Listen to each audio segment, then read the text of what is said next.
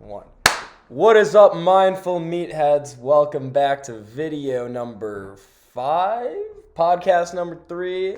Hope you guys are enjoying the content so far. Sean, how you doing? I'm fantastic.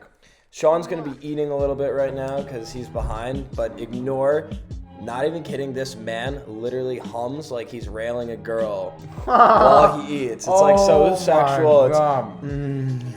Every time we eat. Anyway. I love my food. He loves his food. He knows that he's getting bigger as he eats. Today we have an arm day that we're going to show you guys. We're going to talk a little bit about why we structure the workout as we do and all that. So just to start, I want to talk about what our workout split is. We're going to put it on the screen right here, something like that, so you guys can follow along while I'm talking about it. But first day, so we have our split is written out to be 7 days a week, and we take about 1 to 2 days rest per week, just depending on whenever we think we need it. Or none, yeah, exactly. Really, honestly, we created this program from scratch, out of nowhere. We based it off of like different programs, different ideologies about how people should train, what they should train, and we think this is best suited for what our goals are. And I think we've come to the conclusion that a rest day should only be taken if you need a day to recover. Right. And you do always need a day to recover, but the fact of the matter is, like, your muscles, if you're eating well, sleeping well, treating your body right, only need a certain amount to recover. So 2 to 3 days, 72 hours about to fully recover until they're ready to be pushed and destroyed again. So the whole idea of saying that every week I'm going to take this many days in between I train this body parts, like, it sounds great on paper, but it really doesn't make sense because, like, let's say 1 week I'm extremely stressed with school or whatever's going on, I can't get my meals in or the right nutrition, I can't sleep that much. Then that whole week, like, you might not even, like, your legs, if you train them hard, might not be recovered for 5 to 6 days. But in another week, you could have had the exact same workout, but you slept 9+ hours a night, you got your meals in and you're bulking, so you have a lot more recovery. You could be ready to train legs 2 days later. Literally. So and we don't think there's anything wrong with that. Right. If once you're experienced enough and your body's adapted to your training style, because we were stupid. We got excited as fuck and decided to start training twice a day, and we maybe got a week in. Which does have its use, just we weren't ready physically. We were not, yeah. That's like, we were like, fuck the rest days. We're going to train twice a day.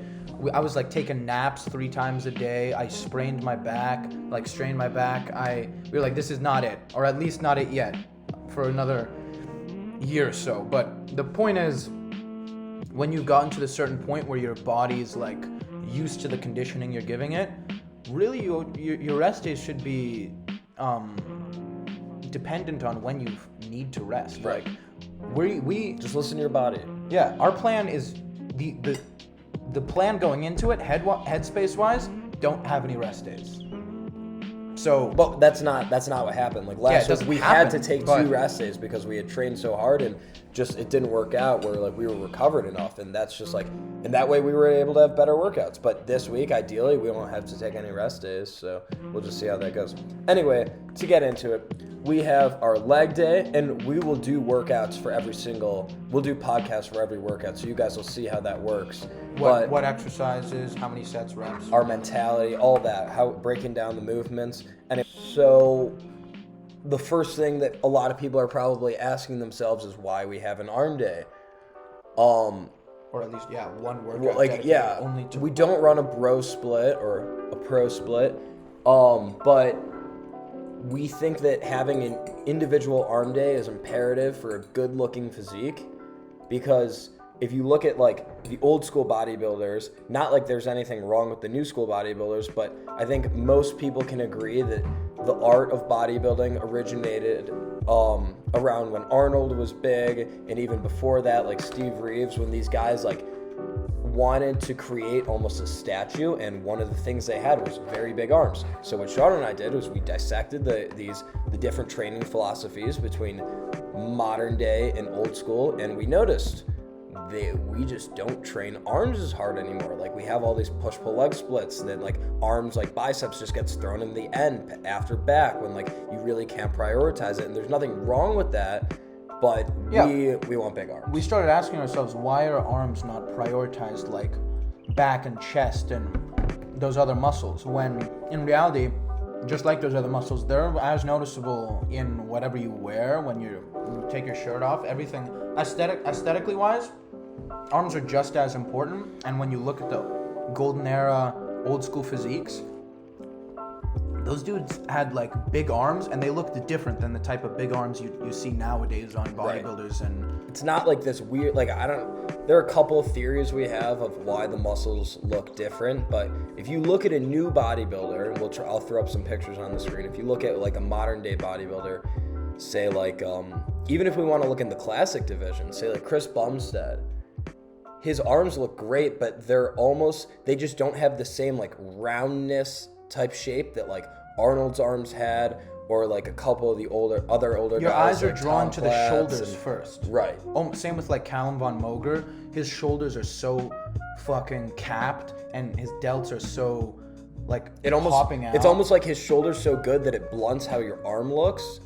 And like, I personally think, and if you like it's all your personal preference. If you want bigger shoulders, then prioritize your shoulders. But we think, and a lot of people, if you just look at pictures, it's like back in the olden days, their arms were way bigger, their shoulders were smaller, and it made them look better. And that's what we want. Not even necessarily smaller, just proportionally different. And Right. that's how we've created this training style, to make sure we put enough emphasis on arms. Right. And I mean, I'll tell you what, having an arm day once per week where it's just biceps and triceps, my God, is it fun. Yeah, it is pretty fun. The pump is crazy. Your arms are never going to look that big any other day.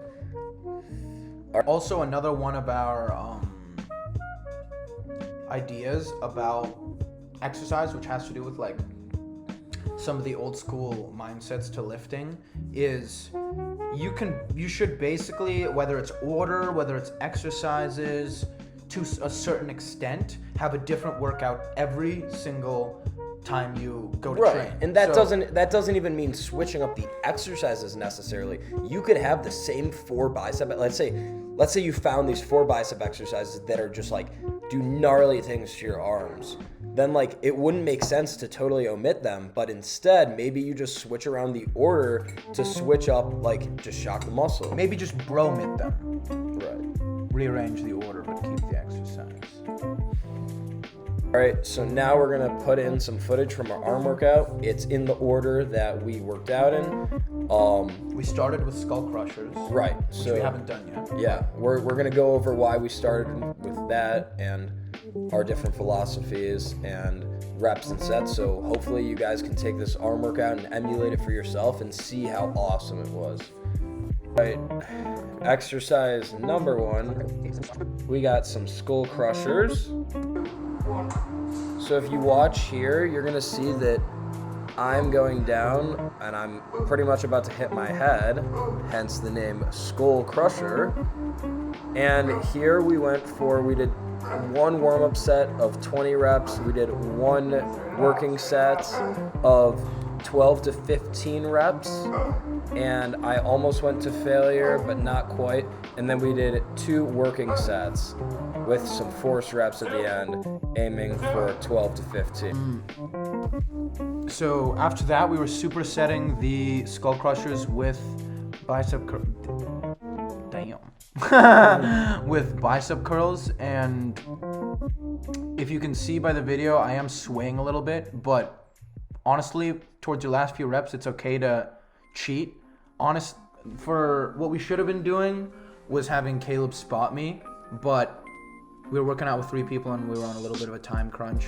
So that works just as well, as long as you're making sure to really focus on your biceps and not use your whole body. Like right there, I could have kept leaning back and have the bar like come towards me, but all I was focusing on was making sure I was pulling with just my biceps once I got it up to a certain point.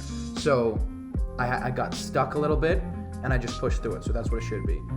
And you'll also see that he's not swaying the whole time. Only when he first starts, he's actually very good form, making sure that he's going all the way down. And he only starts to sway a tiny bit, but he's still very controlled on the negative. So he sways to get it to the top, but people are much stronger in the negative portion of the lift, so it makes more sense to fatigue out the top portion and then still work on the negative portion. And one last thing, you could almost tell at the bottom of each curl, I'm pausing, and my elbows aren't locked because I wouldn't be safe, but my arms are as loose and extended as they could be, which you should do in between every single curl to make sure you're getting full range of motion. Next, we superset cable curls with tricep cable pushdown. So if you look at these cable curls, same ideology, really making sure that you're getting down all the way. Your elbows are actually going to travel a little bit in front of you. You can see Sean's doing a good job of that. That way you can activate your bicep a little bit more. And this was the last set, so you'll see Sean did a drop set. So he went to failure, went for about 8 to 12 reps, and as soon as he failed, he did a little bit of forced reps with himself and then dropped the weight to get in a little bit more volume. And you see, even though it's significantly lighter, it's still very, very hard. Same thing, going to failure, boom. I'm about to have a temper tantrum, I think, because I'm chasing the pump so goddamn. Look at me. Look at this. It's not going in. Fuck. I'm dead ass pissed right there. I'm chasing the pump so hard. So I end up doing more of a drop set than I should have because I felt like, and then I just go ham right here. My arms should be, watching this back, going like that every single time. Right. That's why it's important to record some of your sets to see, then I start doing it right here. And you realize I'm not activating my bicep as much. And the second I did, I couldn't do that weight anymore. So then we supersetted with tricep pushdowns. So you can this is pretty self-explanatory, but it's really important you guys pay attention and see that here I'm making sure to go really nice and slow on the negative and extend and flex my tricep at the bottom. See here, I got a little bit stuck, just pushed it right through. Gonna wanna extend, make sure that getting all the reps in that I can.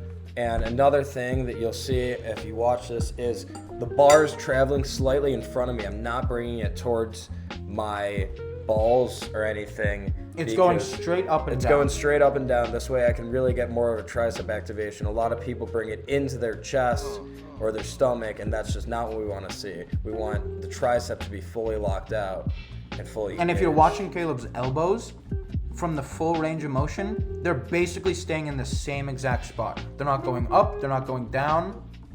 They're staying in the same spot, and that's how you know you're hitting the tricep and not using other muscles. Exactly. Next for you, we got some hammer curls. Really important with these, you'll see a lot is you can go really heavy on hammer curls compared to a regular curl, but not if you actually do them correctly. You see here, I'm totally pausing at the bottom and actually squeezing my biceps at the top right there. You'll see my face as I tune into the muscle and try to connect mind-to-muscle connection. Really make sure I'm getting all the way down, flexing the tricep at the bottom to make sure that it's fully straight and bringing it up. Yeah, that's almost a good idea. Flex your tricep at the bottom. If you making that mental note will force your arms to get fully extended. And again, Caleb's elbows are staying relatively in the same exact spot. His arms are not going forward or back, and you can tell it's much harder. It's so easy to swing on hammer curls. It's ridiculous. Because you're keeping your wrist locked like that, swinging is so tempting. You gotta just keep the rest of your body completely still. You could almost do them. I used to do curls actually with my back flat against a wall, and that prevents swinging. So that's a little pro tip, I guess. All right, next we got another overhead tricep extension. It's very similar to a skull crusher, but instead it's with a cable. So this keeps more constant tension. You'll see Sean has planted his feet in the ground. This way he's able to not move around as the weight seems to pull him back. And you'll see that he gets that full stretch, even letting his elbows pull back a bit. And he extends his arms forward, locking the tricep out completely, ensuring the full range of motion to hit all three heads of the tricep. I'll be honest, I'm a little bit new to this exercise too, so there are definitely things I can improve on here.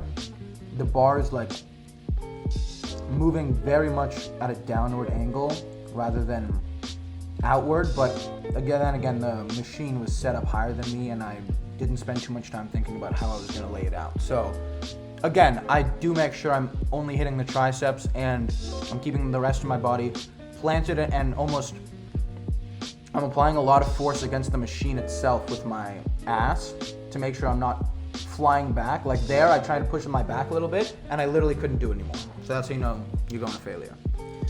And then we just finished up with some reverse bicep curls. See, this isn't targeting the bicep as much as the forearms. If you guys do this, you'll see my hand, it's not like I'm curling the barbell. Instead, my hand is flipped.